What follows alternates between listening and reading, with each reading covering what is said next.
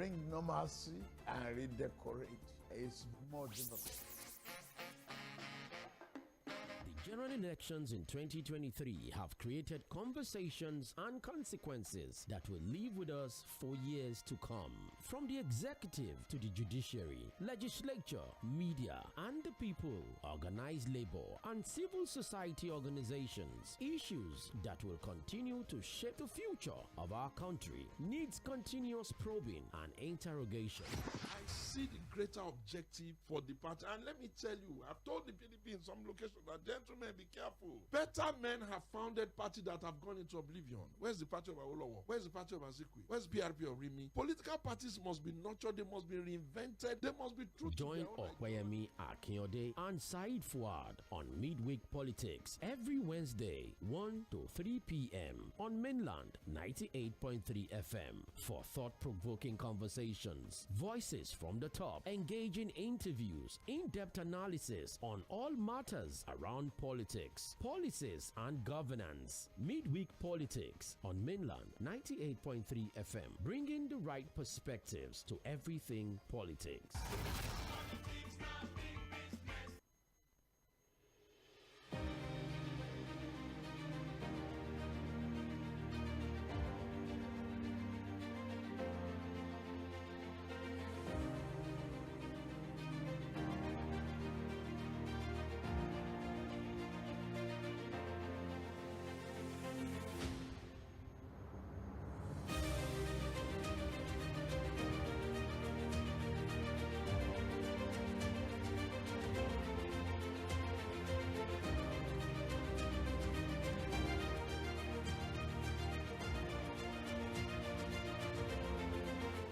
A very good afternoon to you. Welcome to Midweek Politics live on Mainland 98.3 FM. Well, it's been the last 1 week since we came into this platform to have a conversation with you. And in case you're joining us for the very first time, I want to especially welcome you. We get to run this show together every Wednesday from 1 to 3 p.m. 120 straight minutes of conversation around politics, around everything you need to know. And of course, the beauty of having a space like this is because we go beyond the surface. We go beyond everything you get about whatever story from your regular news outlet, your newspaper, your TV, your radio. So you can always call this show the investigative radio platform. Exactly, that's exactly what we do. We take you beyond all of the basics. We give you all of the simple elements involved in that news, from sound bites to interview.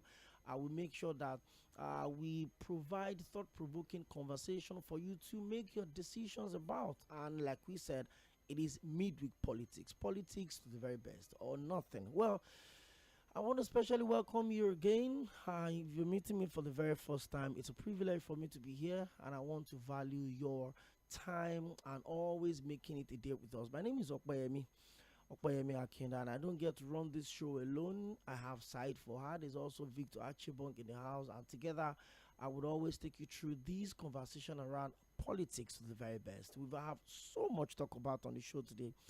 First off, let me apologize for starting a bit behind schedule. Maybe when we're done with the show, you understand the reason why we started a bit late today, because we had to make sure that all of the sound bite, everything you need to know about all of the topic we've selected to discuss on the show today is put in right places for you. We've got sound bite, and I'm sure that I can't remember the last time we had an interview from maybe a very interesting figure, a very interesting personality that have been within the public space for over 20 years.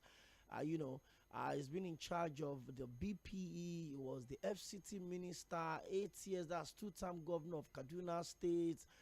The entire process of his nomination for the screening on the Senate to be a part of the cabinet of President Bola Ahmed Tinubu. The talk of the fact that he wasn't cleared or screened at the Senate, issues of petition written against him. Malam Nasir El-Rufai is a man that had never been shy from being on the public space, whether for the right or for the wrong reasons. A lot of statements have been credited to him. Sometimes it looks to me like someone you love to hate and you hate to love for whatever reason, depending on what side of the divide you choose to stay. But on Monday, he gave a very thought-provoking interview, more like a no-bar session where things were said. Hold political value. Let's wait till 2027. A lot of people think, oh, that's a political threat.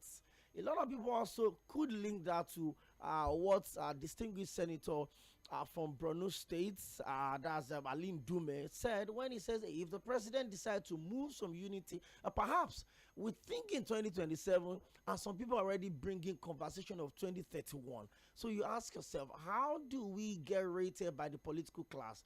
We're still trying to survive. We're still trying to get a tuber of yam to feed family. We're still trying to see how life can get better. But these guys are already talking about the fact that, the National Security Advisor, Nuhu Ribadu, wants to contest for the 2031 president. That is why he's starting to, make sure he removes everyone that he sees as a threat. Those were the words of Malam Nasir El-Rufai. By the way, day before yesterday and yesterday, the Senate Committee on Tax Reform Bill conducted its own public hearing. And of course, today, the House of Representatives also holding its own. I'm seeing the member representing Ikeja Constituency 1, Honorable James Faleke right now, one of the members in that committee, just having conversation and trying to get the opinion of the people and fellow Nigerians, whether we like it or not. It looks like the tax reform bill is here to stay. How the people take it, how the leaders take it, how it's going to be implemented, it's a talk for another. Once again, you're welcome. We also have on the menu Lagos. And when we say Lagos, and when we talk about the politics of Lagos, you know what we're talking about. The January 13, 2025 impeachment of Right Honorable Mudashiru Obasa doesn't seem to go away anytime soon. Almost on daily basis, that talks about the change of guard again in the Lagos State House of Assembly. Remember, upon the impeachment of Right Honorable Obasa on the 13th of January, Lagos State produced our first female speaker in the Lagos House of Assembly, Right Honorable Lasbat Miranda from Apapa Constituency 1. And since that swearing, a lot of issues had also come up. To step aside, Obasa to come back, the speaker to resign. Last week Wednesday on the show, news broke, although it was eventually, dismissed as mere rumor that the speaker had resigned. And there's been a lot of talks from then on. Well, it looks like the next couple of days, maybe 24, 48 hours, another story should come up. We'll also have that on the menu today for you.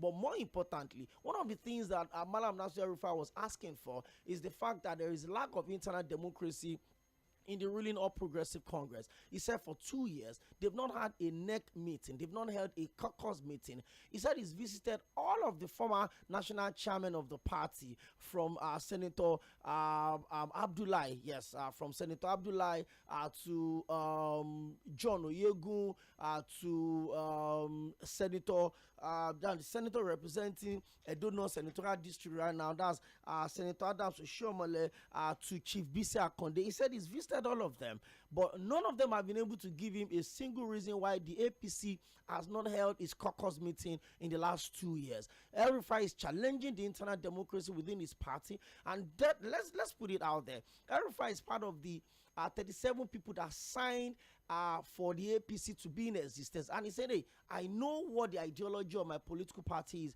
but I'm not seeing it right now. And he's saying, you know what, if things don't change in the next 2 years, I would not have a choice than make sure that a southerner replaces President Bola Ahmed Tinubu. Those were heavy words. You would hear it exactly from his mouth. And even more than anything else, he came out to say that, hey, the current governor of Kaduna State, talking about His Excellency Shehu Ubasani, is no longer his friend.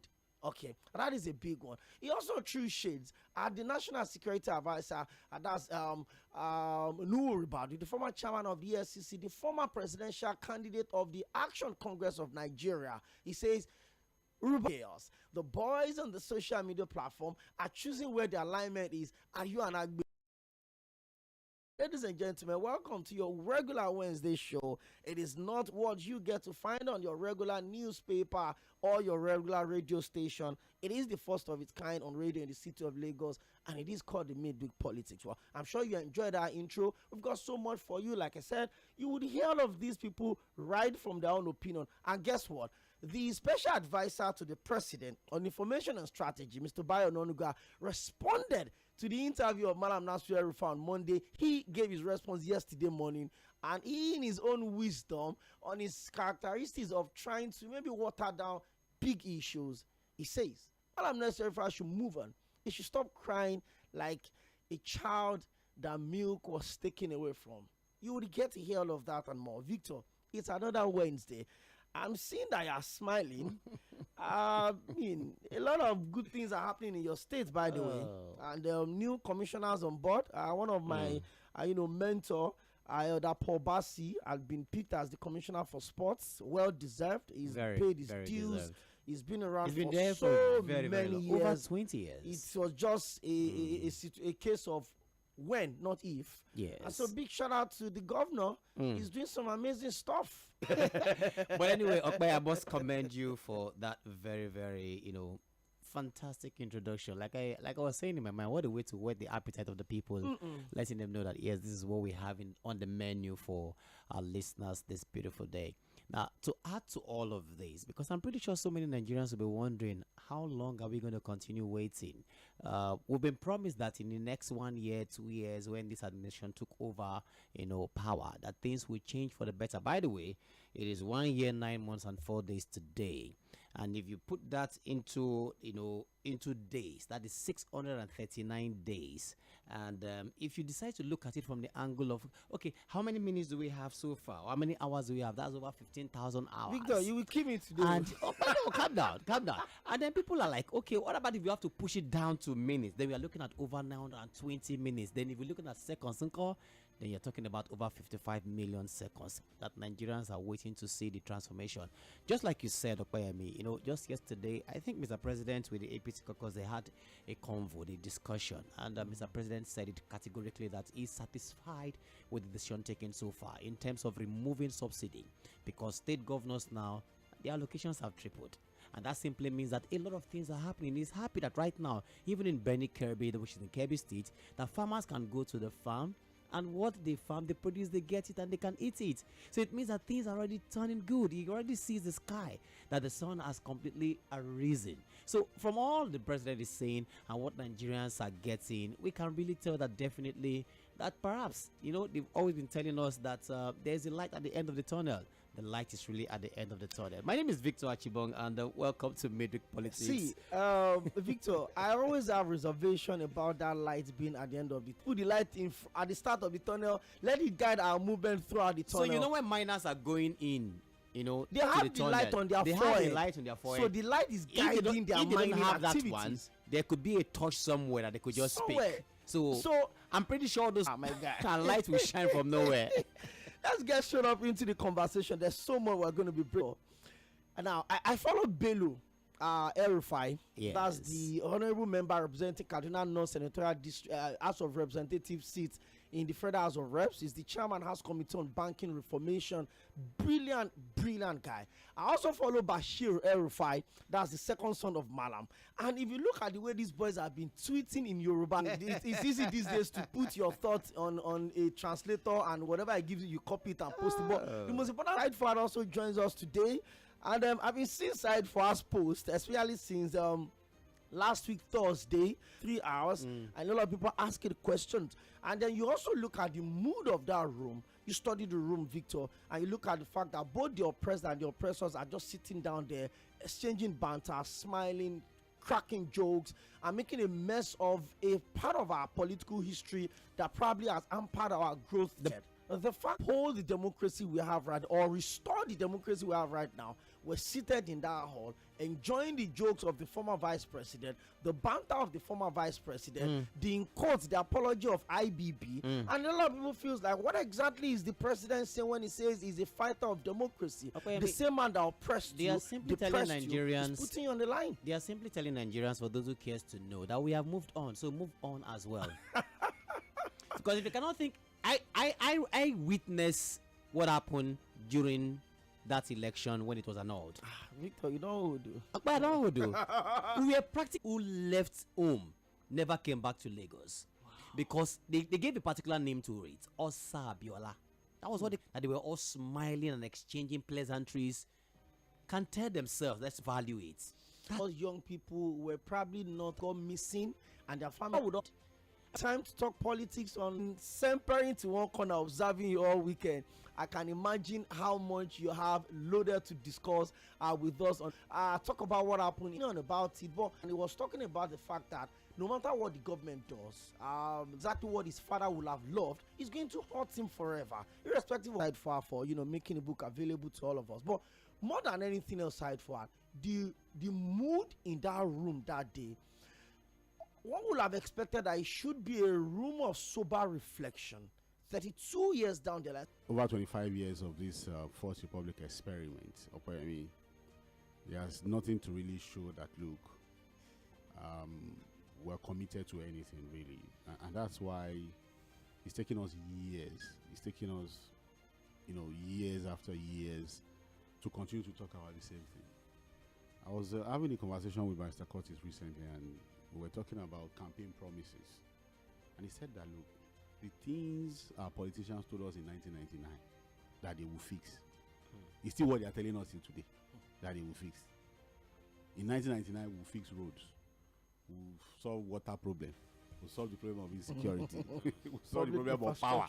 I know that power. Set of people. The same set of people. In 2003, they repeated the same thing. In 2007, they repeated the same thing.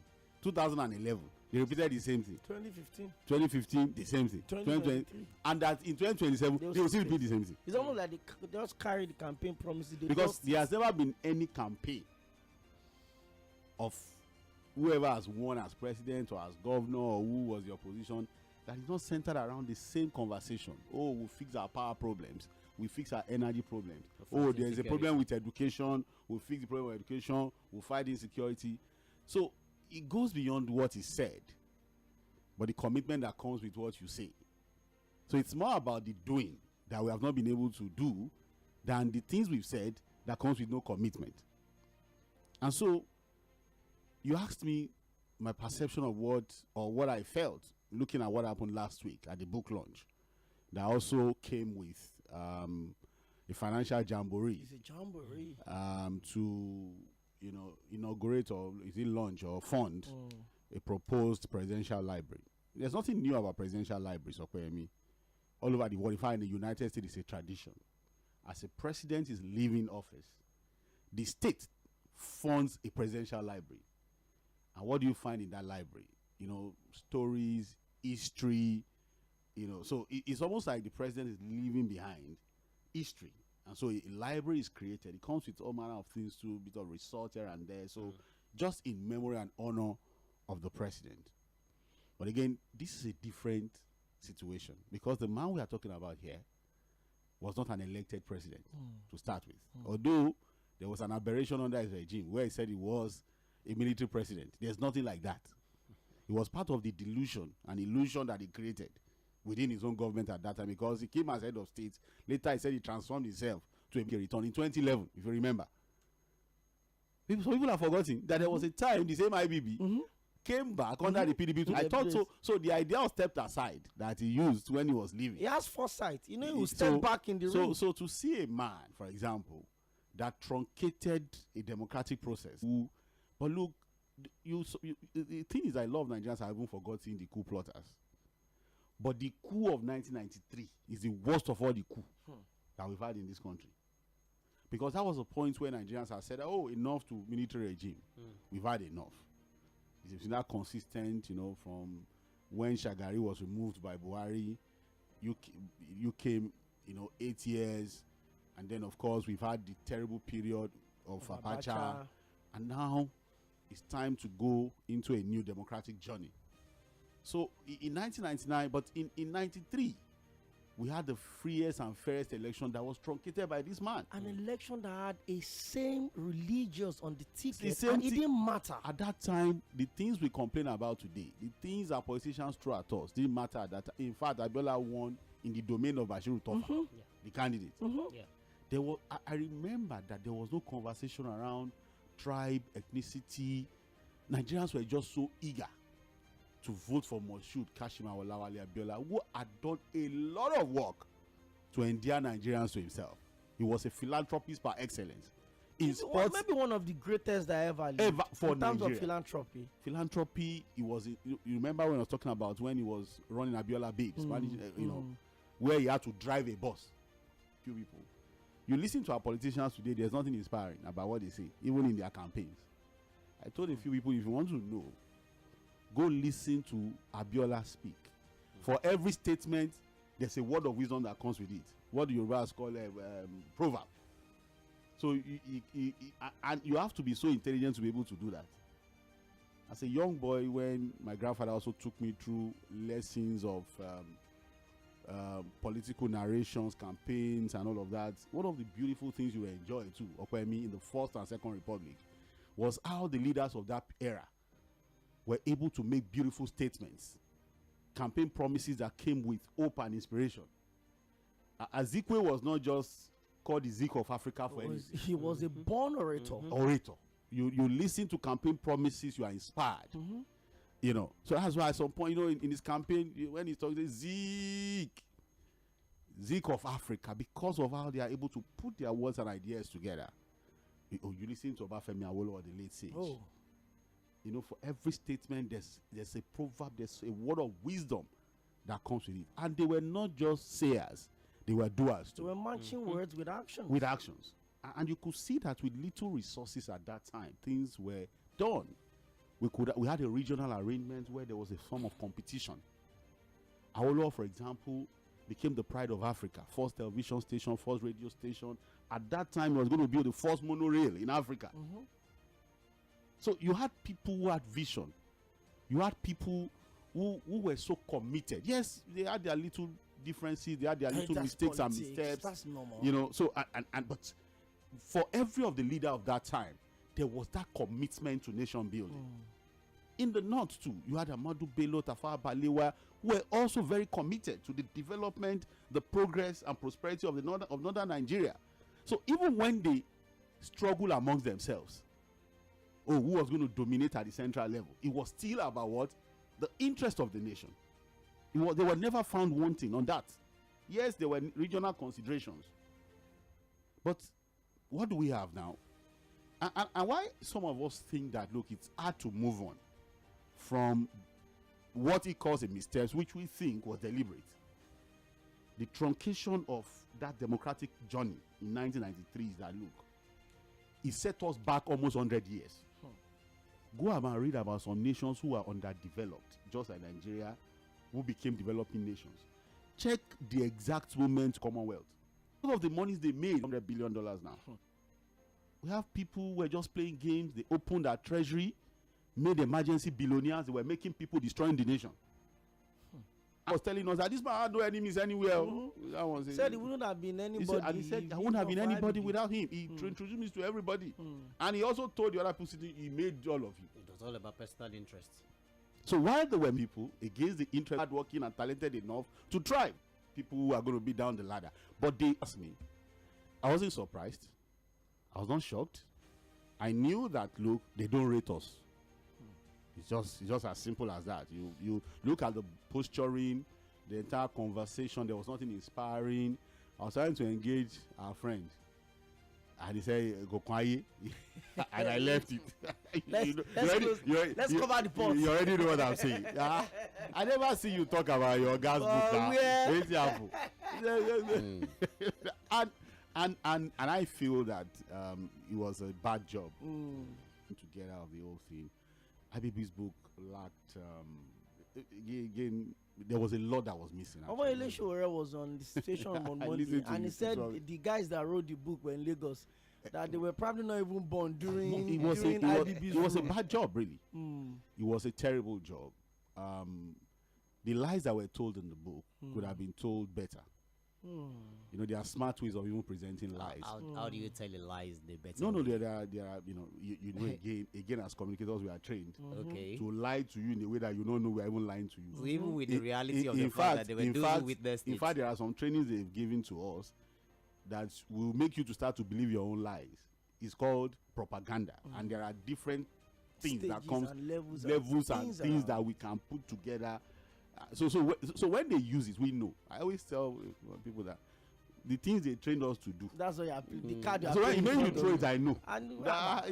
We know these things. This one? These are tools, you know, to sway people's minds, to create perception in the minds of the people. So whoever was trying to, you know, put all of those things together in that book did a very terrible. Maybe we knew back then. You know, we would put an autobiography that was better than that, really. Too many lies that it was easy to fish out those lies. It was just very inconsistencies, Again, for June 12, the stories are there for everybody to see. Yes, it could have been a group of people. It's pretty much easy for them to push it out to you. They look at your body language that, oh, this guy is undecided. Was not really ready to go. And that was why before I put my hat in the ring, he assured it. You remember that he's been postponing the election. It was supposed to be 1991. He postponed it about 3 times before eventually did the election. So here was a man too who had thought that his Maradonic strategy could still be sustained at that time. So he was a game. But I felt he dribbled himself to submission, and Abacha was just on the sidelines to take the ball away from him. And the rest is history. Abacha was playing penalty to throw in. That was just messing everything up. I look up at me for a man that ruled the country for 5 years. Are you aware that he never country in his name? It was occupied till I come. They're still trying to recover the money back, or the monies are easily detected. It's because he's dead. Maybe if he was alive too. Maybe you probably would never have known those monies were stolen. And maybe too, he also have written an autobiography. Come to Midweek Politics. We have so much to talk about on the show today, but we're going to play some sound bites. It's like we're going on sound bite spree. Let me put it that way. We're going to spend just a few minutes on Malam Nasir Rufat being on the base. I think it literally just took over Senator Alin Dume. Senator Alin Dume has been on the fight since President Tinubu got sworn in, but now it looks like he's coming into confirmation of the tax. So for him, he has to speak But he's been quiet. I saw him the way he was responding to the chairman of the Federal Inland Revenue Service at the public hearing for the tax reform bill on Monday. Even the governor of Borno State also, Professor Babagana Zulum, that said the bill would not allow them to pay salaries. It looks like everybody is aligning now. The House of Rep is also holding his own public hearing today. I'm seeing Honorable James Faleke. I'm seeing Honorable Idris Wase also. I'm seeing quite a lot of those members. Even the Deputy Speaker also, Right Honorable Benjamin Kalu. All of them are at the public hearing today. But let's listen to some of the things that Malam Nasir, first APC caucus meeting since the president was sworn in. Stay with us. You're live on Mainland 98.3 FM. It is Midweek Politics every Wednesday from 1 to 3 p.m.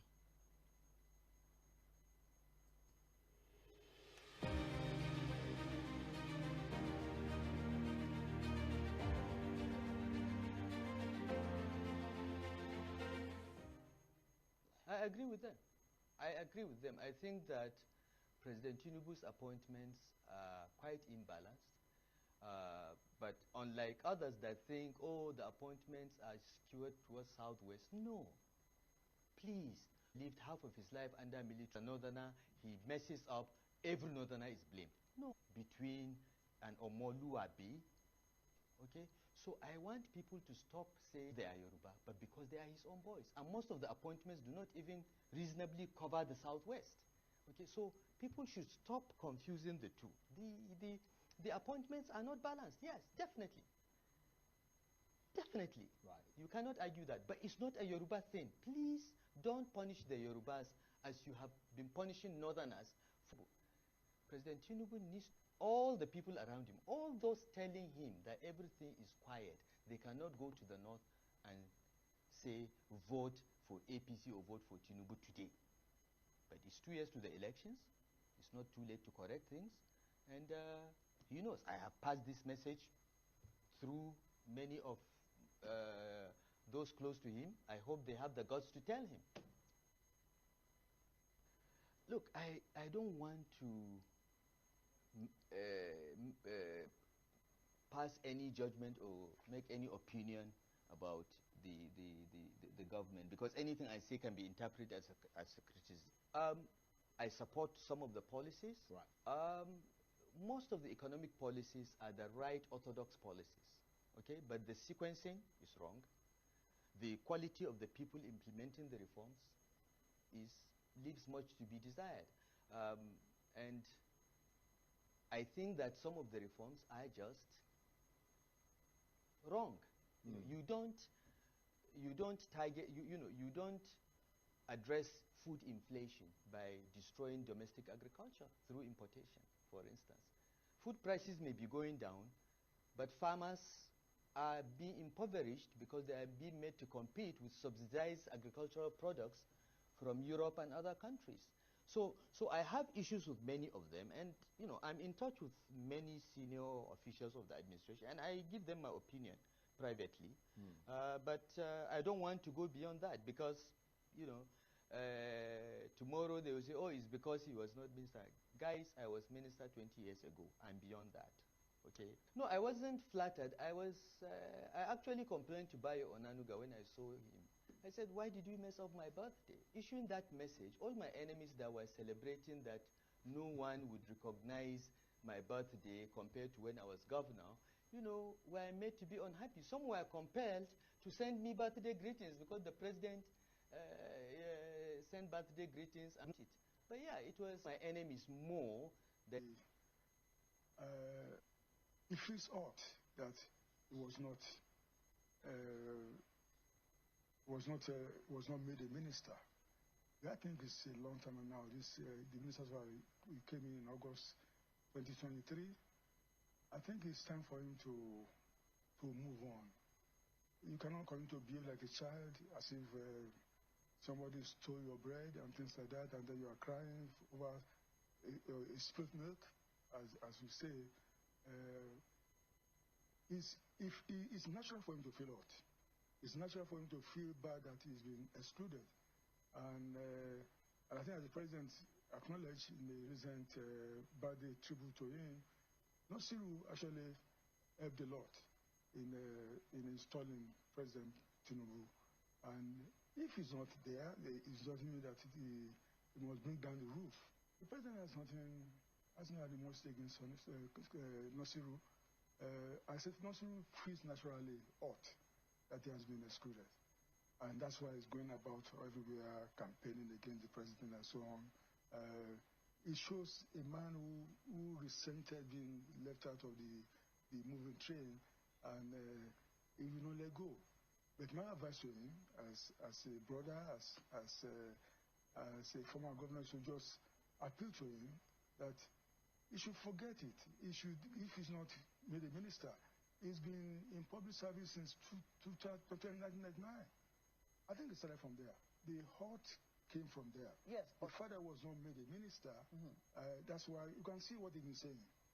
Even yesterday, in an interview with Arise TV, he made mention of this, saying that it was the president that blocked him and things like that. Whatever opinion he was about governor is personal to him. It does not. It may not. To me, it doesn't reflect reality. This government inherited a lot of problems, and if you look at the figures and everything what we are witnessing, things are getting better. We were certainly not where we were in 2023. This government, this administration, has done a lot of things to re-engineer the economy, and we are seeing the figures. We are seeing the positive figures. We are seeing inflation coming down. We are seeing... Here is easy. To bring normalcy and redecorate is more difficult.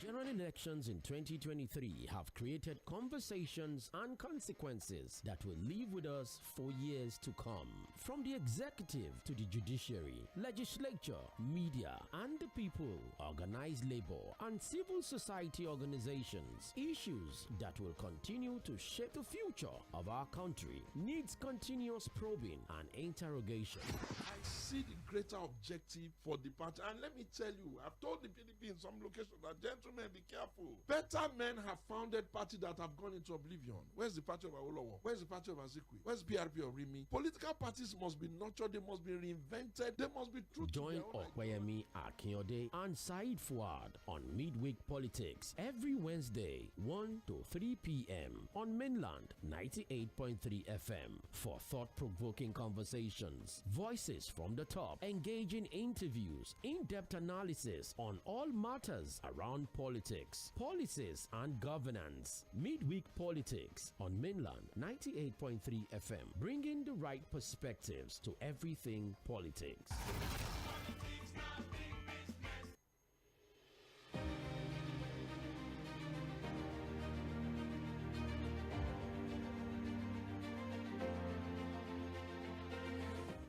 All right, you're welcome back. And of course, this is Team Midweek Politics on Mainland 98.3 FM. My name is Victor Achibong. Of course, Mɪᴅ-ᴡᴇᴇᴜ is here as well as Said Fuad. A while ago, you listened to the soundbite there of the former governor, El-Rufai, and he said a whole lot. Talked about his displeasure with the reforms. He talked about, trying to differentiate between Omoluabi and Agbiru, as well as talking about, farmers not being so happy these days, of course. He said so many things. But on the other side, we also played a soundbite of, the spokesperson of Mr. President on information and strategy, talking about Bayo Onanuga, responding to the comments or the statements of El-Rufai.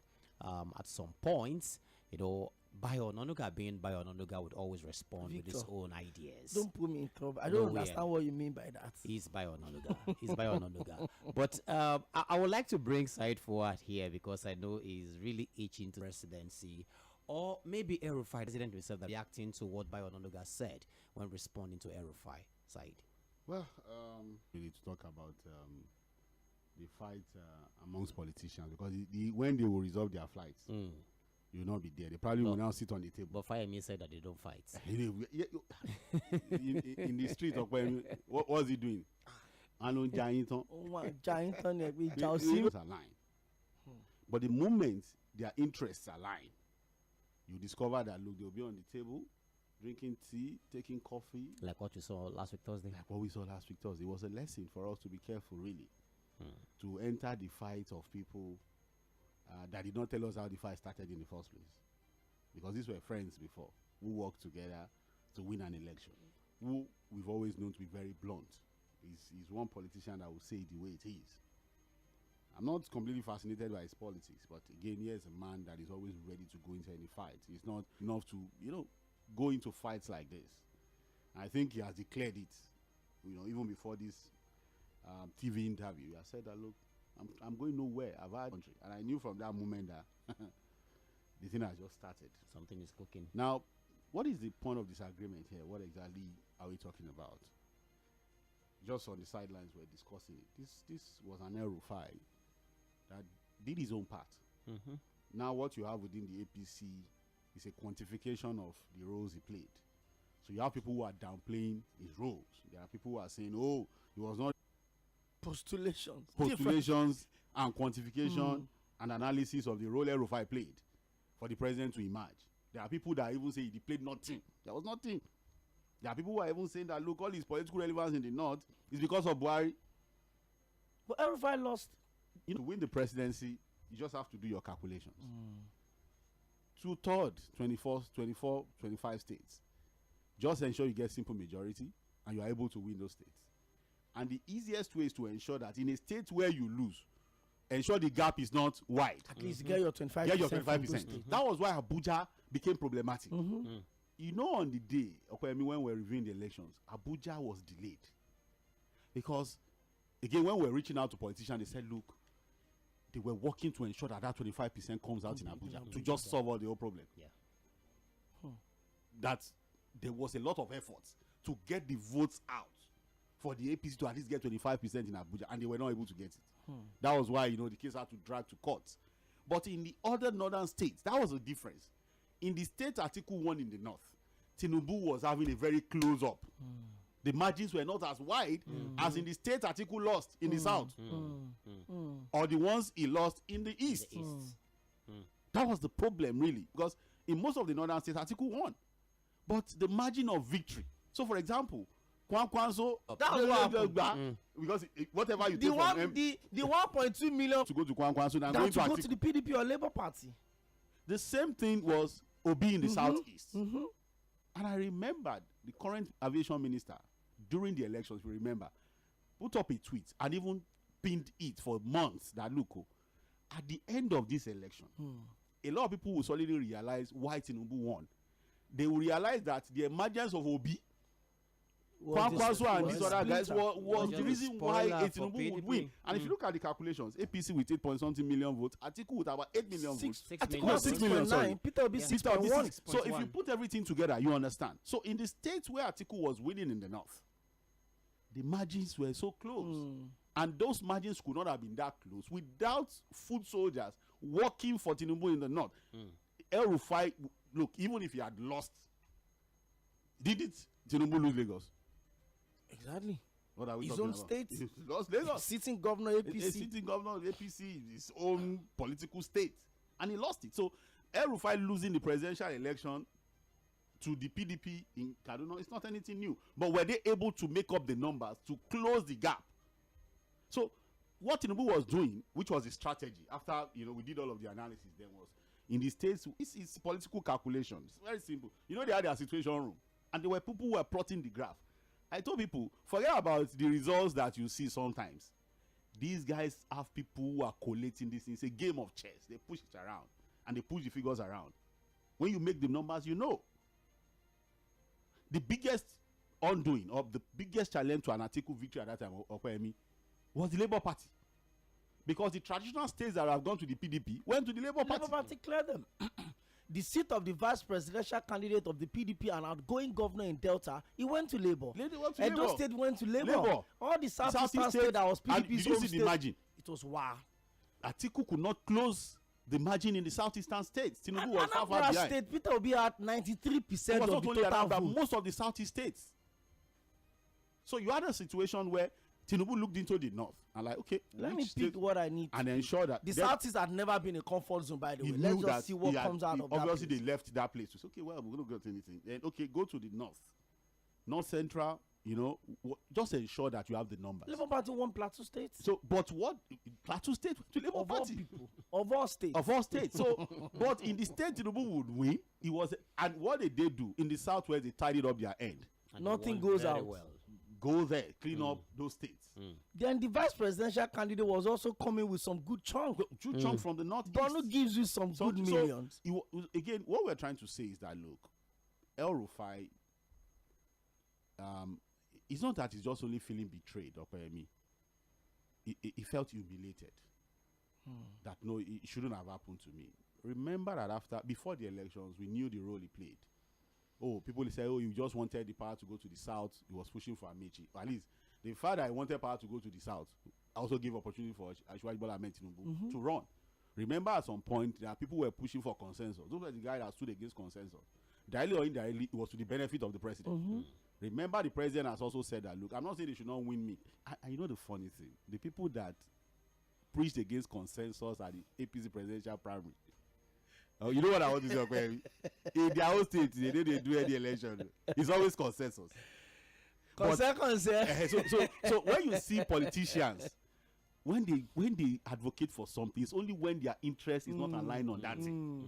Because I remember that during the APC primaries, that was the bone of contention. Even the former, so it meant that Buhari also wanted some form of consensus, really. If he had said, look, let me choose my successor.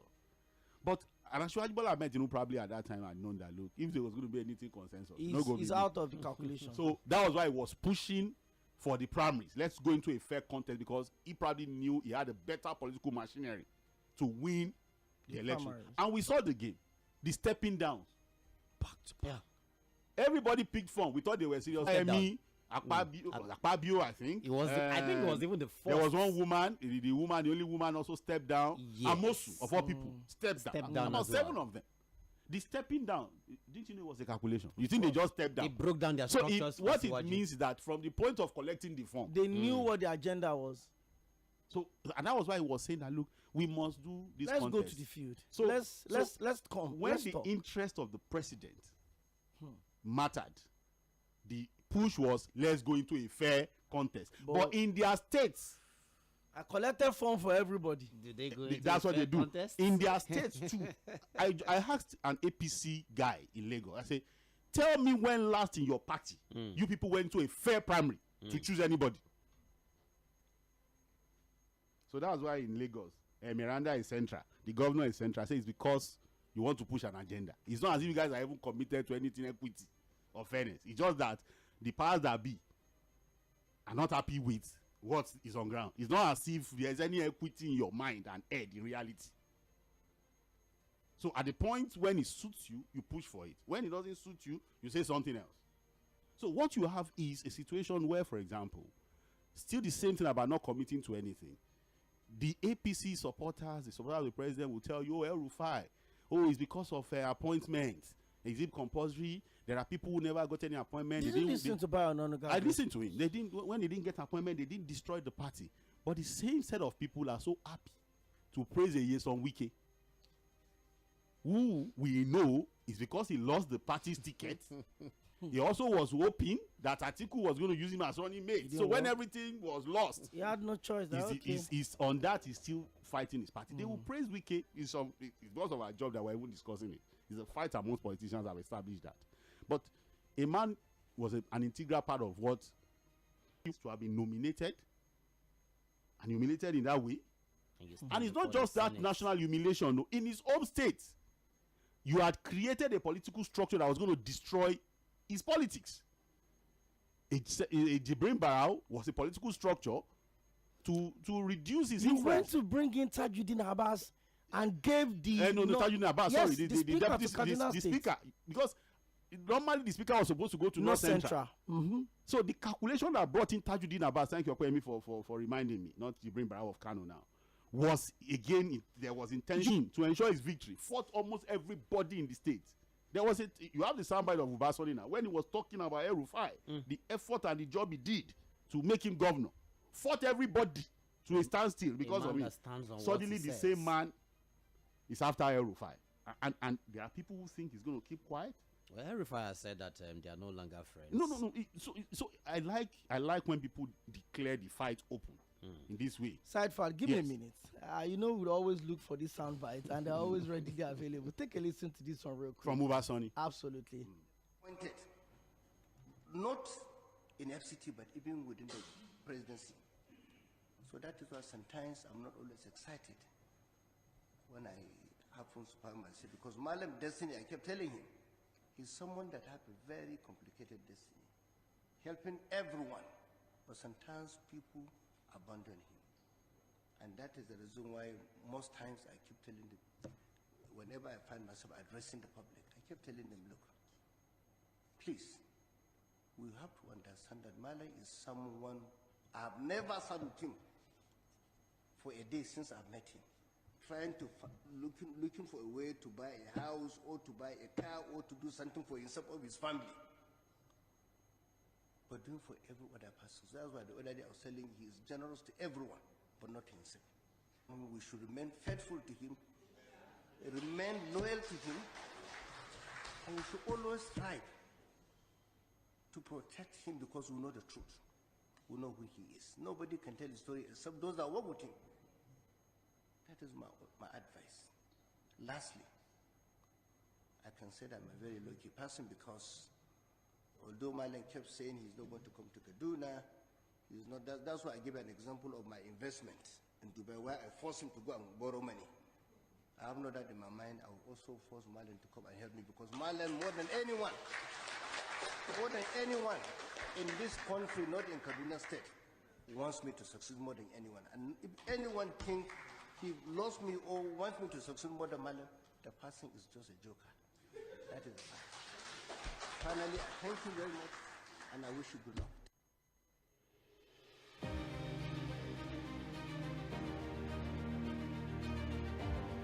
If anyone else wants me to succeed more than Malam, is a joke.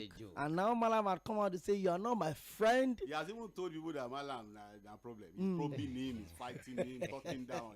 If when politicians talk, and you go there, take it to town, take it to art. You're jonesing. You're just jonesing. At what point? At what point, Said? The word the Malam is calling, there don't be any other Malam. It's Malam that's terrified. So at what that point is somebody that helps everybody. He wants everybody to succeed. His destiny is to help people. His destiny is to help people. He doesn't help they himself. should even protect him. Protect him, and that look, there's anybody him. that thinks anybody that wants to succeed more than him is joking. El-Rufai. So I wanted to ask. It's not up to 2 years. This is giving Wike Fubara vibe. Wait 2 years. So let's just forget about Ubasani, even though he's still part of the company. But at what point can Nigerians look at our politicians and say, okay, we believe what you're saying? That means you want to continue to deceive yourself.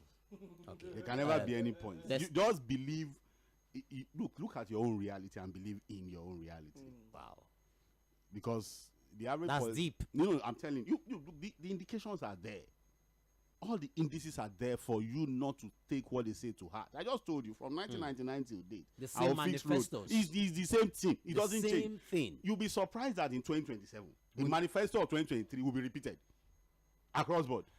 Okay, I remember when President Buhari Ahmed Tinubu was coming. He said he's going to continue for where Tinubu Buhari stopped. So okay. Again, sorry, I need to quickly step aside, but I just think that Nigerians, we should keep our eyes on the ball. You know, fight all these distractions. Understand that look, the work for nation building is still a long walk to freedom for us. There's a lot that we still need to do. I don't want to use the word take our country back, you know, but to get the country on the right path. But I'm sure we'll get there. We'll definitely get there. Thank you. Okay, now, and that's going to be the APC caucus meeting that was 2023.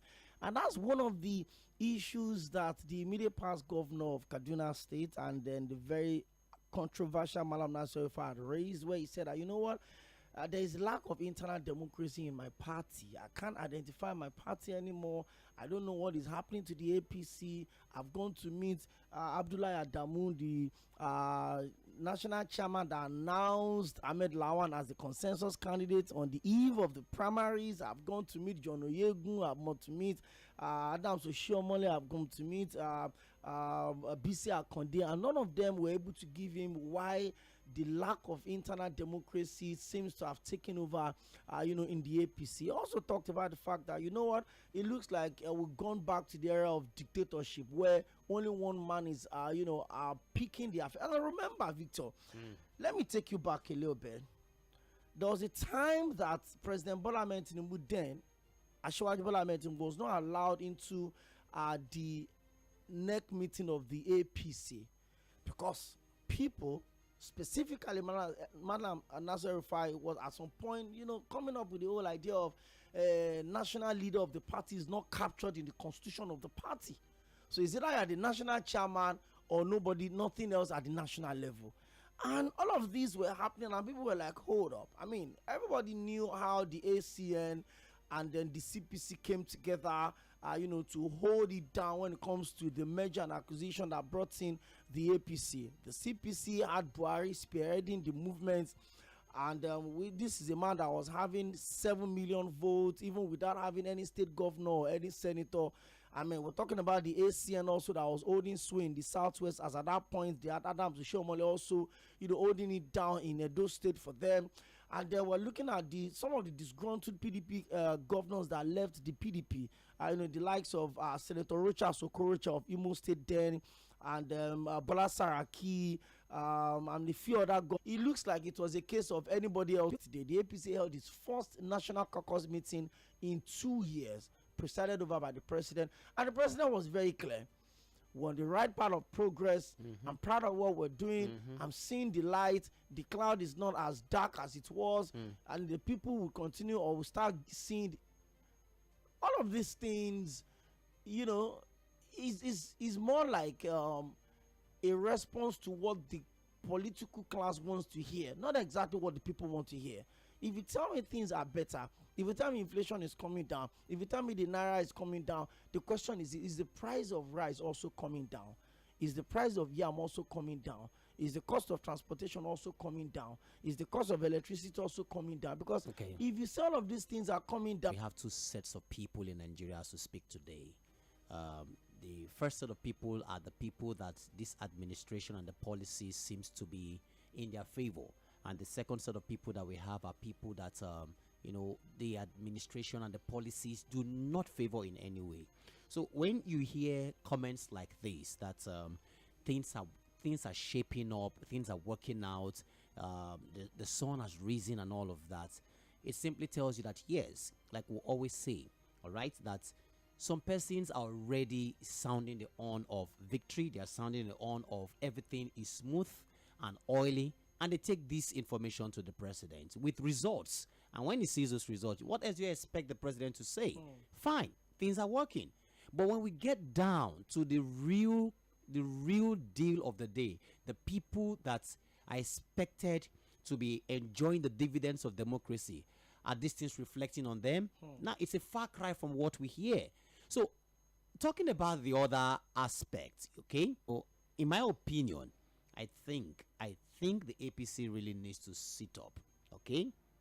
They need to sit up in the wall, and if there's a crack somewhere, it definitely means that some things are not right. They need to start looking inwardly and get right, because if El-Rufai could be asking all of those questions, and those are questions of intent, like I said, you know, it shows that there are problem or there is problem. But I think we should just play the sound. The president said it himself that things are okay. The governors are getting triple allocations, and that means that there will be more money for the local governments. There will be more money for NEL funds. Affordable or it is not. When all of the crisis within the PDP started, a lot of people didn't think the party could run into trouble. When former President Olusegun Obasanjo was changing Senate President as if he was changing his outfit, a lot of people didn't think it could have consequences at the end of the day. And then the question is this: if the APC don't mend these cracks, it could lead to the fall of the party. Just look at how the PDP is struggling. There are reports that, you know, within the next couple of months, some of the serving PDP governors would be on their way to the APC.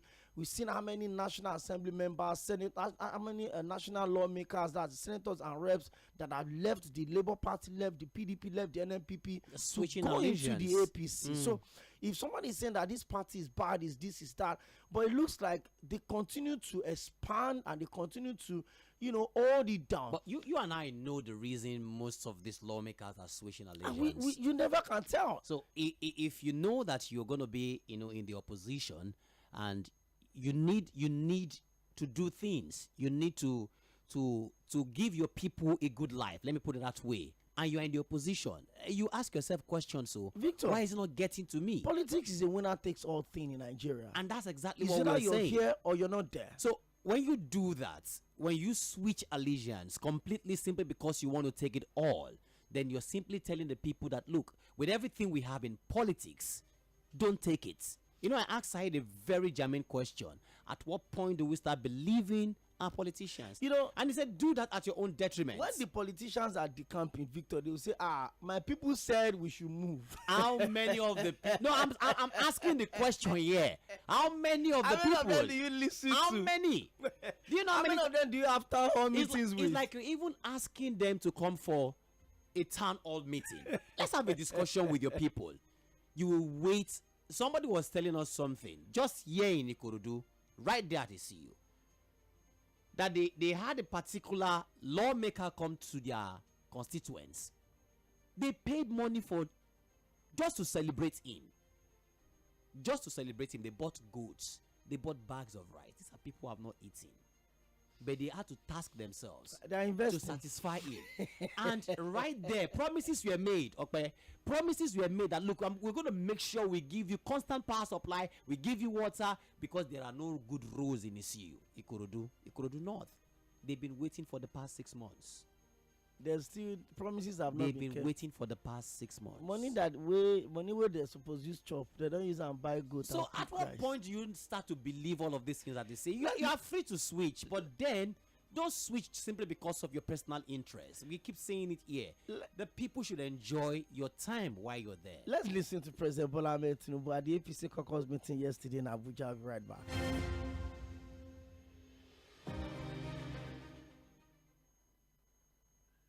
To all of you,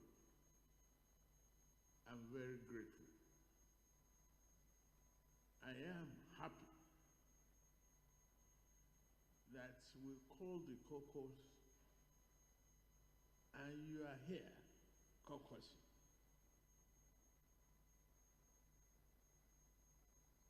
Thank you very much for the vote of confidence. I've received it, and it's very encouraging.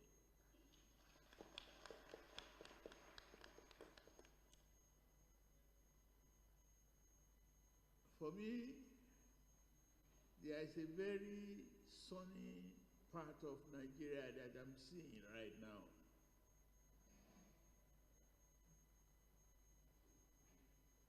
And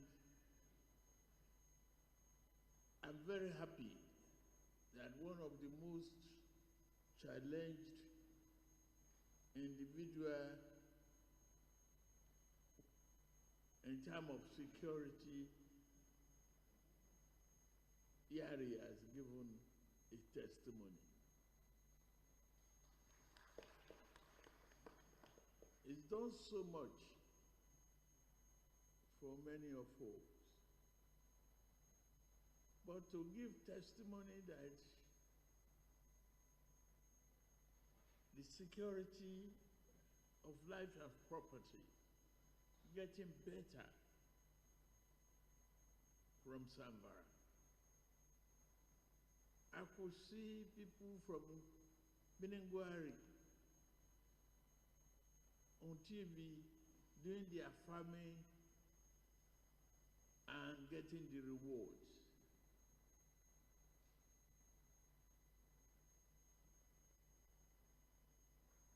The sunny side of this country is on the horizon. Things are getting better. The days of the glooms are gone. We are looking at the brighter and the sunny side of our country and our people. To all of you, I'm very grateful. I am happy that we called the caucus and you are here. I thank you, Mr. President, for giving me this respect and honor, and I'm not taking it for granted. Mr. President, this is one of those moments that I would love to stand up to make a general appeal to our colleagues. To begin with, as a Senate, because this is not about you. This is about us as an institution. This is about our rules and procedure, our practices and convention, and parliamentary tradition that we are sustaining in this place. You just said something now. Please, Yes. just a minute. Those in support of the statement of the leader that the Senate President has the support and the love of the entire 10 Senate, say aye. Aye. And those against say nay. I don't understand what that means, but if I want to know who are those saying that, APC is a very large political party. We have different organs of the party. At the grassroots, at the polling unit, we have an executive. At the ward level, we have an executive. At the local government, zonal, state, and national. And everything has always been done democratically. Just for instance, any moment from now, we are getting ready to go into the selection of our candidate for the by-election in Anambra State. Forms are being sold. Aspirants have started buying the forms. At the end of the day, we'll follow our process.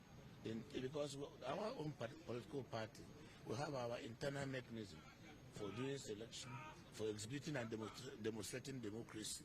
So I don't think that there is anybody alleging anything that does not suggest that we are democratic enough. After all, why are we winning all these elections? We are winning. Is it not because we have demonstrated high capacity and recognition and respect for democracy and its processes that the party is every day gradually, incrementally becoming popular and more popular? I don't believe in hypotheses. I believe in practical things. I stand here and now you see the governor of Lagos State, governor of Edo State, governor of Jigawa, Sokoto State, the governor of Kebbi and the Ekiti State, the Ebonyi State. I don't know what is the meaning of inclusivity. Here is easy to bring normalcy and redecorate. It's more difficult. The general elections in 2023 have created conversations and consequences that will live with us for years to come. From the executive to the judiciary, legislature, media, and the people, organized labor, and civil society organizations, issues that will continue to shape the future of our country needs continuous probing and interrogation. I see the greater objective for the party. And let me tell you, I've told the PDP in some locations that, gentlemen, gentlemen, be careful. Better men have founded parties that have gone into oblivion. Where's the party of Awolowo? Where's the party of Azikwe? Where's PRP of Rimi? Political parties must be nurtured. They must be reinvented. They must be true Join to their own Okoyemi Akinyode and Said Fuad on Midweek Politics every Wednesday, 1 to 3 p.m. on Mainland 98.3 FM for thought-provoking conversations, voices from the top, engaging interviews, in-depth analysis on all matters around politics, policies, and governance. Midweek Politics on Mainland 98.3 FM, bringing the right perspectives to everything politics.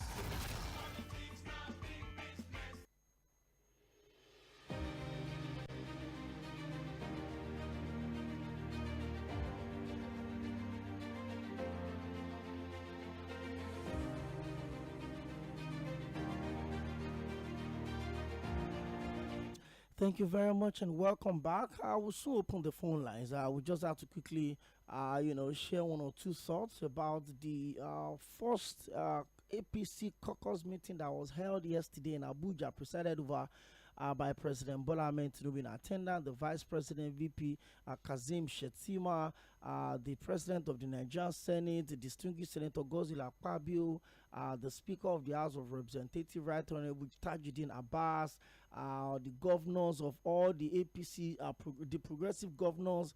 All of them were there, of course. The immediate past president, Muhammadu Buhari, was absent. The immediate past Minister of Transport and one-time APC presidential aspirant, Rotimi Amechi, was also absent. And of course, the immediate past governor of Kaduna State, Malam Nasir El-Rufai, was also absent at the meeting yesterday. But more than anything else, the president spoke in his capacity as the leader of the party. More importantly, also as the president of the country and the party being the ruling party. He talked about the fact that things are getting better and that the dark clouds are finally clearing out, that soon enough Nigerians will start to enjoy more of the dividends of democracy. And we also listened to the voice of the chairman of the APC Progressive Governors Forum, Governor Hope Uzodinma, as well. I talked about the fact that there is absolute, inclusivity within the APC.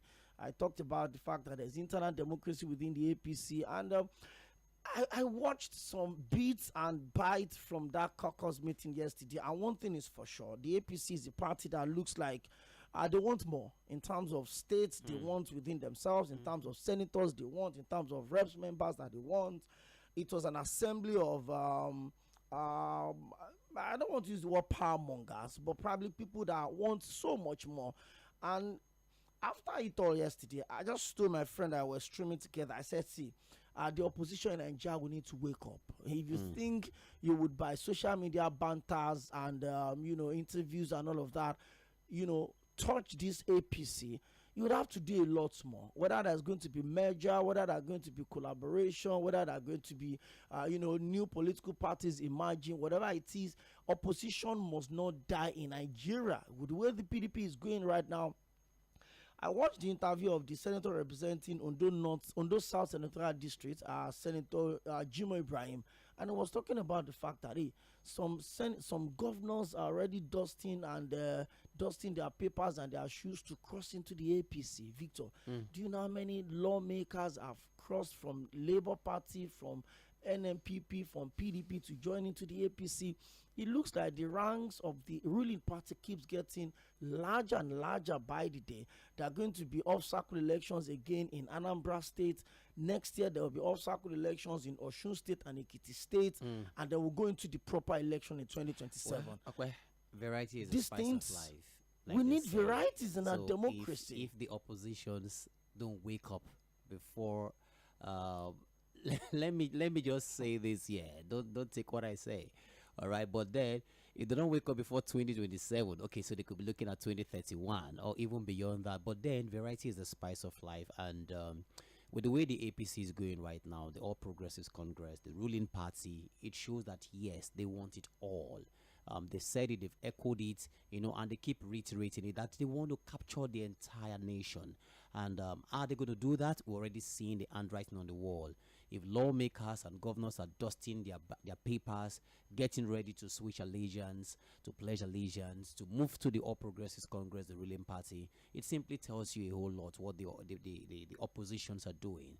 And it's only important because that is why and what will make politics interesting in Nigeria. Now, if we are running a one-party system at the end of the day, how interesting is that going to be?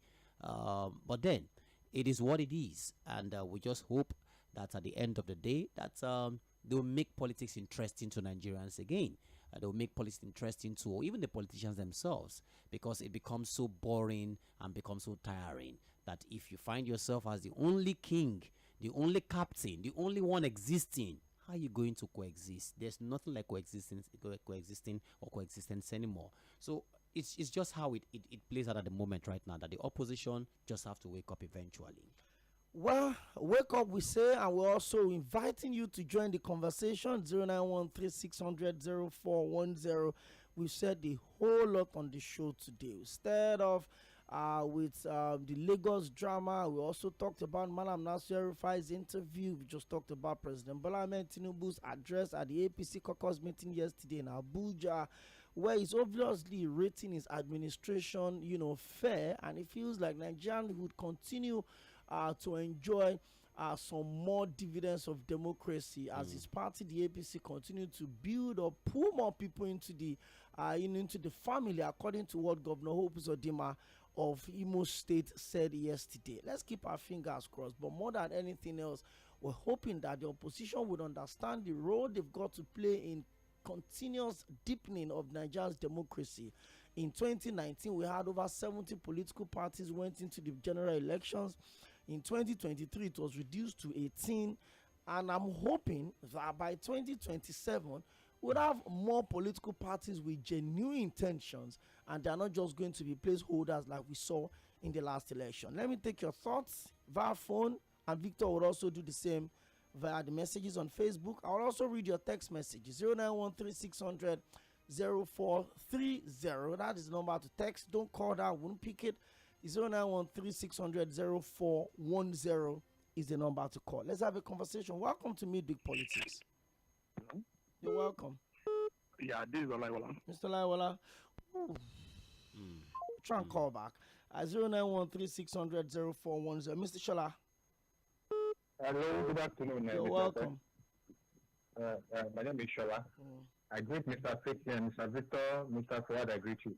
Good afternoon. In fact, yes, very wonderful episode today. And, listening to all their rhetoric, like the last one I heard, the president saying the country things are getting better. And then he did the revelations of the IBB last week. What I have concluded now is that Nigeria, it's a country being run by this group of oligarchs. You understand? It's an oligarchy. And this set of people, you can only see them fight against themselves if there is a clash of interest between them. But the moment their interests are aligned, they are together. Now, the people on the other side are the people. I'm talking about the common people, the average Nigerians. And now the problem is that the average Nigerians have division within themselves on mundane things, tribe, religion, this kind of sentiments, which the oligarchy, those in the oligarchy, they know about, and they have decided, they know that this is what they can use to oppress and suppress the people. And until the people themselves realize this, to come together as one, to fight against those people that have held the nation bound, Nigeria can never move forward. This same set of people, they will keep regenerating this same set of people. And it's left to Nigerians to decide to come together and have one voice. Thank you. So it is well, I just hope so. Thank you very much, Mr. Shola. Victor would also take us through Facebook, 0913-600-0410. It is mainland 98.3 FM Midweek Politics. Let's have your thoughts. Okay. I'll also read your messages as we also, try to sift through the calls. Please, let's just make it this way. Let's try and make our conversation as brief as possible. Foma, you're welcome to the show today. I agree to you. You're welcome. I agree with Victor. You're welcome. and also Iɪrsᴛ. Yes, let me start any opposition will not die. Yes, truly, you know, whatever any power the APC people are riding on, who gave them the power? Is the INEC and the Supreme Court. That is the truth of it. Opposition will not die. Even let me be sincere, those people are decanting, as you have seen, if the people decant with them, the House of Representatives, the Senators, most of the majority people that vote for you, the people decant with them, but come 2027 for you, let the army do a neat job. Truly, APC will just take their bar and leave. Even though it is 2023, we know who won the election. Truly, APC. So at the end of the day, APC will not give us a light of the day. As you have said, things of price are not coming down. Day by day, they are increasing. And the president said that you can see, where is the light? A man for 105 days. That was a piece of enemy. A man is due for 2 years. The country have never heard the direction they are going through. But when we got it right, we got it. Thank you very much. Let me pick more calls. 0913-600-0410. My distinguished gentlemen in the studio agree to profoundly. And I've said it before and I'm saying it again. The IBB only came out to probably settle with his conscience, knowing how short time it is for him to leave. I'm sure he and other old folks are still in shock at almost what coincidence the death of Pa Ayo Adebanjo and Pa Edwin Clark. I'm sure Fuad knows where I'm driving at. I totally support Mr. Femi Falana to charge IBB to court. He should be charged with treason and war crimes because of the civil unrest which followed that annulment. On El Rufai, I agree with most of the things he said. If the president wanted him to be minister, he would have scaled through. To the National Assembly is not to blame. And I really don't like El Rufai because of his religious fanatic, unlike some of his other northern leaders who are more tolerant. Has there been any major killing in southern Kaduna since El Paso left? James Ogbona from Oshodi. Thank you very much, James Ogbona. Okay. Thank you very much. I'll work on this one real quick. Thank you very much. Work on this observation. I'm Atrogba Solomon from Ikeja. Just like Forward rightly put, one thing that every true Nigerian whose thinking is not be clouded by ethnicity, religion, party, and just their stomach should be aware of is distractions. While the pains and trauma of majority of Nigerians continues, Tinubu said his death-inducing policies are working. People are on their farms. Nigerians are really enjoying. Just look at the uncultured Wike. El-Rufai disgruntled because of his open rejection and disgrace, of which he is fighting for his personal interest and not that of Nigeria. Opa and Victor, from Bayon Onuga's bite, I do not know if you notice how he addressed him repeatedly as Nasir. No, he didn't call him Nasir, call him Nasiru. That is to show his credentials as one of those proud Lagos street boys who filled up the cabinet as attack dogs. Nigeria is still in 2027 or even beyond. Okay, this one says, Dr. Prince from Ojo Alaba in Lagos, thank you so much for your time and justice and thorough analysis of the current political leaders and events in the country. Please, let's keep it up. You're wonderful and your thoughts are amazing. In all, I remember that man may propose God, but God would always dispose. Oh, okay. IBB's book launch that garnered about 17 billion to his account in one day. Jonathan donated Dangote donated 8 billion, Rabiu 5 billion, T.Y. Danjuma promised 3 billion, others additionally contributed 1 billion naira, meaning 17 billion. Okay, this is a long one, but Prince, thank you very much. Okay, let me pick some part of the message. This one says, let the coalition put Peter Obi in focus on most of their political parameters and calculations, otherwise APC will remain in power come 2027. Again, Mr. Peter Obi would always remain a political heavyweight to influence election results in the future. The only way for the opposition to defeat the ruling party is to form a coalition. History may be repeated in the future if our permutations fail us, all for the good of the country and for the people. Okay. Recall the political drama that brought Mike Otedola to the government house in Lagos years ago. This happened against the imagination of many Lagosians and Lucas. Victor, I've got messages on Facebook. Yeah, let me quickly read this one here. This is coming from Aliyu Abdurrahim, and it says, Haba, Mr. President, you said our country is getting better. In what aspect? When you're living all around like bird over all over the world. Okay, we are living all around. Okay, Mr. President is living all around like bird all over the world. Okay, that's why Bayo Nonuga and co are lying to you. It's better you concentrate and stop flying so that our country will be good and better again. What a shame to APC party generally. Now this other one is coming from John Benjamin, and it says, good afternoon, guys. Nigeria is a mystery. If they explain it to you and you understand, then it was not properly explained to you, because Nigeria is seen as a country of lions ruling by goats. You guys are well done, Jerry. Benjamin Nisse here says, good afternoon, Okoyemi Forward and Victor. To me, what is happening in Lagos House of Assembly is a big shame and a slap to our democracy. You can't talk about democracy outside the rule of law. If Mojishola, the new speaker, whom Assembly gave vote of confidence to after the impeachment of Obasa, is now asking to step down because of people outside Assembly sat and take position. The question now is, where is the rule of law? Individuals, Nigeria, not until we start to respect institutions over individuals, Nigeria will remain as it is democratically. El-Rufai's statement is obvious that Mr. President doesn't want him in his cabinet.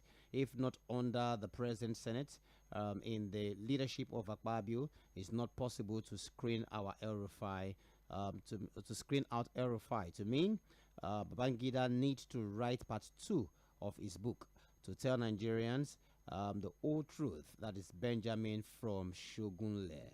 I'll quickly take this other one from John Bernardo. He says, good afternoon, Mainland FM crew. Bayo Ononogam needs to be very careful the way he responds to everyone. Without the northern votes, Tinubu wouldn't have been a president. El-Rufai and people like him present Emir of Kanu to command large crowd in the north. The southcast and the southeast and south are always a no area for President Tinubu. You may call him Mr. Strategy. That is in Lagos, not in Nigeria. But I think we should go to calls. Okay, let's talk to Obi this afternoon. Good afternoon, Obi. Good to have you join us today. And my brother there. You're welcome, Victor. Thank you. You're welcome. Victor. He's listening to you. Go ahead. Yes, so what I want to say is about El-Rufai.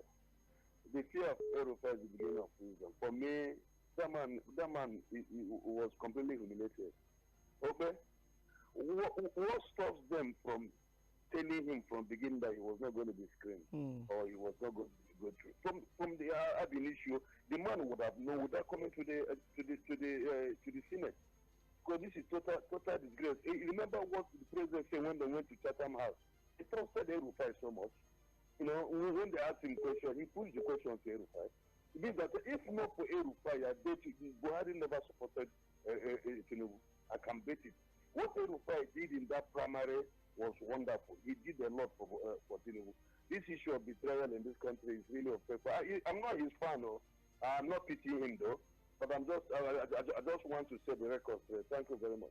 Thank you very much, Obi. 09136000410. I'll also read your messages as our calls are coming in.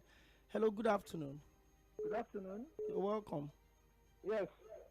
Madam El-Rufai is a die-hard progressive. Please, can you turn down the volume? Exactly. Let me put down the volume on your radio set. You can also tell us your name, where you're calling from. Okay, I'm Daramosi.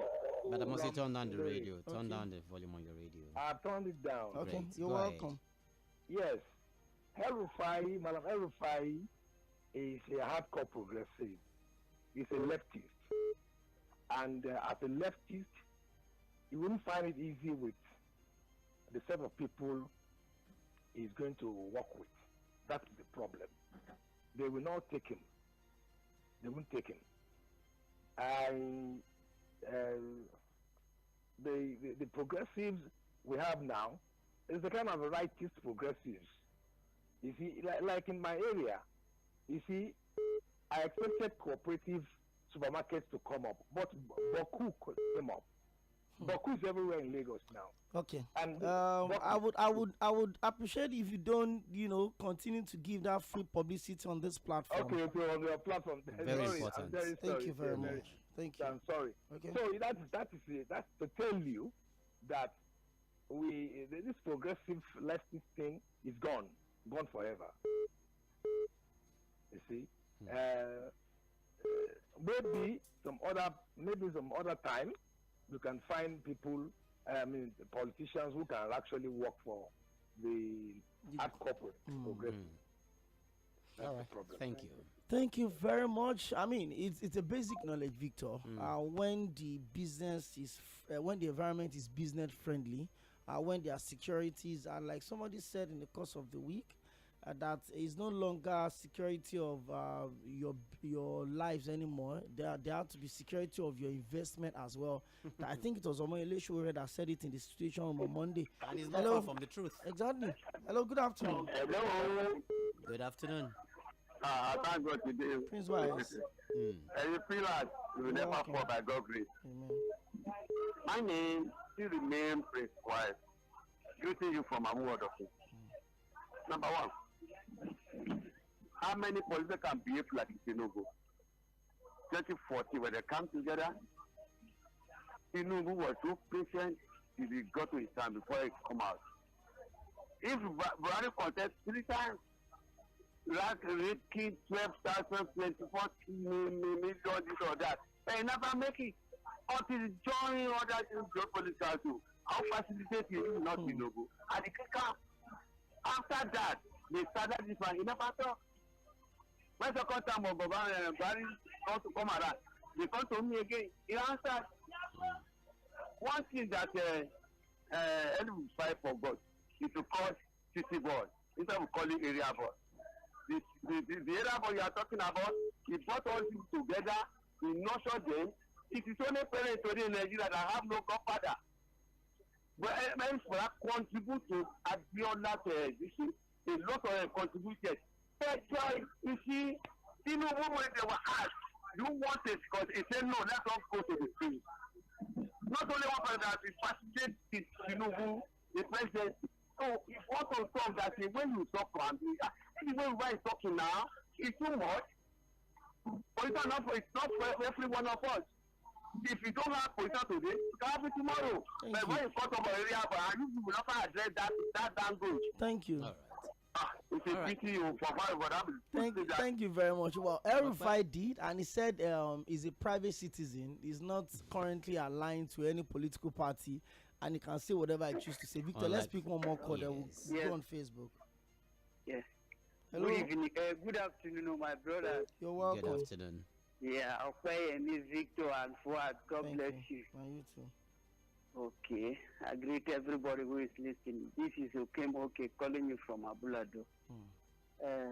El-Rufai talk well, but some of them, they are like a book that is outside paper, very okay, but the content inside is a problem. If not, all that El-Rufai said, in fact, should I say almost all, I like what he said, and he hit the truth. That he hit the nail at the he hit it at the nail. So I'm telling you, that is what exactly. Then another thing, please, you people should not be bringing this 2023 election again. It's making people angry more and more.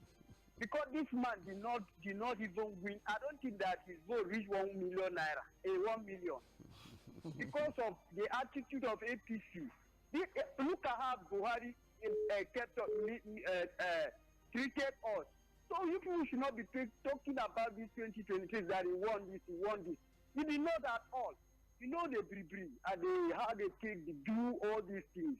So he did not at all. What we should plan to do is all of us, whether Yoruba, whether Christian or Muslim, come together and say no to APC. No, All no. right. Thank you very much. No today. Thank you, Kim. Thank you very Thank much. you. Thank you very much, Victor. All right. maybe we'll see how we can take that into consideration. Not talking about the 2023 election. Sunday Noah here is saying, "Good afternoon, friends. Mr. President should have find a diplomatic way of mending fences between him and Malam El-Rufai. He worked for him to ensure his electoral victory, notwithstanding the security implications about the Malam. APC is similarly seen as one man. Okay, APC is similarly seen as a one-man system. When it curves, other members in the room catches cold." All right. Thank you very much, Sunday Noah. Kabiru Adigbenro is saying, "Good afternoon, gentlemen in the studio. Kudos to you all." And he said, "I was 9 years old in 1979 when politicians then were campaigning for votes, and what the campaign do are still the same things since all elections we had in the past. By now, IBB should face the law for coming out to tell the world or the whole world that he had not June 12, 1993 presidential elections. God bless my country, Nigeria." Okay, I think I've taken Aliyu Abdurrahim. Okay, maybe you have more messages there on your own part. More calls too. Hello, good afternoon. Hello, you're welcome. Yeah, the three generals. Ogafwa, good afternoon. Good afternoon. He's listening. This is Samuel Colley from Ikeja. All right, Samuel, you're welcome. Ogafwa, quickly. El-Rufai, the president. They told us that there is no problem in the APC. Why did they wait for El-Rufai to speak out before they now call the meeting? You can see politicians. You see that meeting yesterday. I'm so disappointed. The president is telling us that he's happy with what is happening. That farmers are going to farm in Bruningwari and so on, and he's telling us that the inflation is going down. The dollar now is 200 naira. The dollar, this thing. So you can see he was just. I don't know whether he has anything to tell us yesterday on that meeting. There's nothing to take home in that meeting. Because you can't just come up and be telling us, do you think people are happy with that kind of statement, that you are happy with what is happening in Nigeria? And when people are suffering, people cannot see, and you are telling us that you are happy. It's unfortunate. Thank you. Thank you very much. Let's see if you're lucky and we can squeeze in one more. Oh, okay. I wanted to quickly read the message, but a call came in. Hello, good afternoon. Afternoon, sir. You're welcome. My name is Clement for Kenya. Good to have you join us, Mr. Clement. Yes, sir. I think it's all about that position for Nigeria. I want to know which party the opposition now for Nigeria, because me, I don't know again. Is that all? We had 18 political parties, so if the APC is ruling, then the other 17 are the opposition. You got Labour Party says the 1K crown says past PDP. I don't know position. So that means where we will use fight this APC. That means you still know Labour Party then now. All right. So maybe now, because you don't understand PDP again. Thank you very much, Clement. Let me quickly squeeze in this message. This one says, okay. Babangida has written a book. He was not under compulsion to do that. He should have as well decided not to write a book or say anything about his experiment while in government. However, till now, nobody called on IBB to come forward and give account of himself while he ruled Nigeria. Please let us move on as we've learned from history. IBB has written and spoken. Let us learn our lessons and keep going forward. I've read a soft copy of the book to an extent, but not in full. I've already captured the spirit of the author and understood his intentions. He's an old man who would like to bear his mind on certain state essential matters before departing to the great beyond. Let us forgive Babangida. Others should write their own books as well in the interest of posterity. That is springs from Ojo Alaba. Gege Joshua has a message here. It says, "Good afternoon, Mainland FM. This is Gege Joshua. El-Rufai would never be underrated by President Tinubu. He respects all politicians, not because he is afraid of them, but because he considers them as important to winning elections." Okay. This one is Don Peters from Osaka, Japan. He says, "Good afternoon, guys. The confession of former leader that 1966 coup is not an Igbo coup is this confession will not be swept under the carpet, because we demand an unreserved apology and a serious conversation from Nigerian states, because we Igbos have gone through a lot because of these lies that have been told. Okay, I'm talking about the reference in the book where the IBB said the 1966 coup was not an Igbo coup. Don Peter is still in Japan, Osaka. Okay, that's great. Chilled. I mean, I doubt if Don Peter want to come back home. Okay, we're pressed for time. Yes. This one says, "Good day to you all. I like the way you people are. Okay, I don't like the way people are promoting APC. Are they winning elections or stealing people's vote through INEC and judiciary? I tell you people today that if they do election 10 times in Lagos freely, Tinubu can never win. And also in other states, still grab and run away. That is exactly what their plans are." Okay. Okay, so we are not promoting anybody, just that we're stating the obvious. If you understand exactly where we're coming from, we're not promoting anyone. Victor, another Wednesday rather, done and dusted. We've had conversation around the book of IBB. We've also had conversation around Malam Nasir Rufai.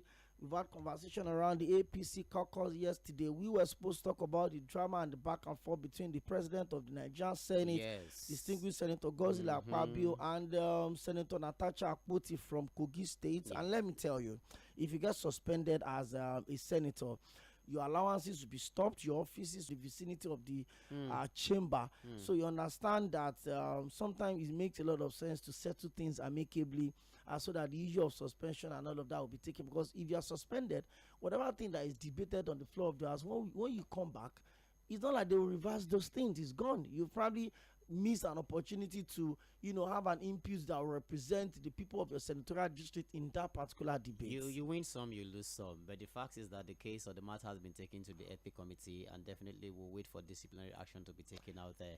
But then it's not the end of life. Everyone is going to be fine. Let's see how it goes. Thank you so much, Victor, for coming through as usual. Next up is the boss. It says Request Wednesday, Kunle Daniels, and the ever beautiful BB, the biggest B. We'll turn it off for you real quick. By 4 o'clock, Sig Babalola will come up for the Situation Room. By 5:30, there's going to be the Mainland FM Sunset News. And of course, by 6 o'clock, we'll come back for a Wednesday edition of Sports Cruise. Live from Mainland 98.3 And Baby just walked FM. in. Baby just walked in. Bibi. Okay, Bibi. she's requesting her own now. Beautiful Why Bibi. come for Bibi? Beautiful Bibi. What were you guys talking about on your show today? Interesting. What have you been listening for the past 120 minutes? I've been sleeping. I just woke up like 10 minutes ago. You need and to I'm sleep. glad I slept. If not, I won't be able to function for the show. Wow. Yeah. Wow. Thank you guys. Wow. Leave the studio now. It's time for the balls. All right, ladies and gentlemen, the program returns next week. God willing, God's praying our lives. My name is Okoyemi Akinode. Big shout out to Victor and of course Side Forward for coming through as usual. Stay safe and keep your dialogue only on Mainland 98.3 FM, because we are the sound of Lagos. Purr.